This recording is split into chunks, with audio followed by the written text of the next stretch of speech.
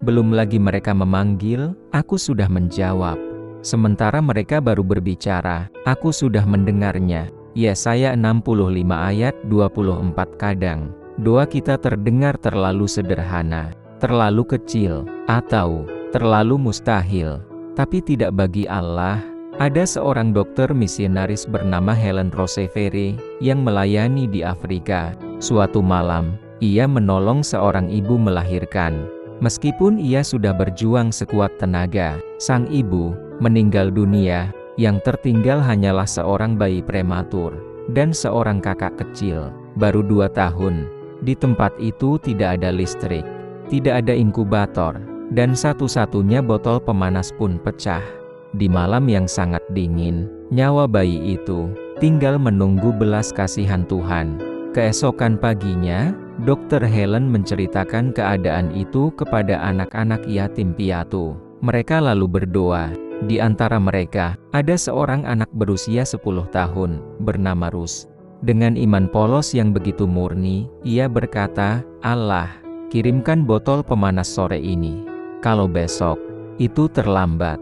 Dan, kalau engkau mau, kirimkan juga boneka supaya kakaknya tahu bahwa engkau mengasihinya. Doa seorang anak kecil, yang bahkan terasa tidak masuk akal bagi orang dewasa. Tetapi bagi Allah, tidak ada yang mustahil. Saat senja tiba, suara mobil berhenti di depan rumah misi. Ketika Helen keluar, ia melihat sebuah paket besar di beranda.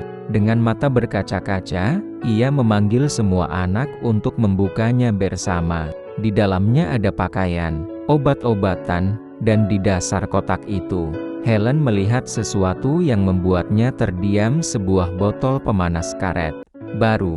Helen menangis. Ia bahkan tidak berani meminta itu kepada Allah.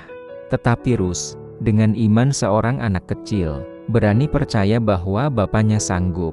Rus langsung berkata, kalau Allah mengirim botol pemanas, pasti ada boneka juga. Dan benar, di bagian paling bawah paket itu, mereka menemukan sebuah boneka cantik. Paket itu dikirim 5 bulan sebelumnya oleh anak-anak sekolah minggu.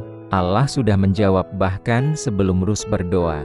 Sahabat, apapun yang hari ini engkau gumulkan, apapun doamu yang terasa mustahil, ingatlah janji ini, Allah turut bekerja dalam segala sesuatu untuk mendatangkan kebaikan bagi mereka yang mengasihi Dia. Roma 8 ayat 28. Doa sederhana seorang anak kecil menggerakkan tangan Tuhan lebih jauh, lebih cepat, dan lebih ajaib daripada yang bisa kita bayangkan.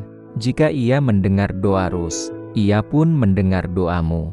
Bahkan sebelum engkau berbicara, ia sudah bekerja.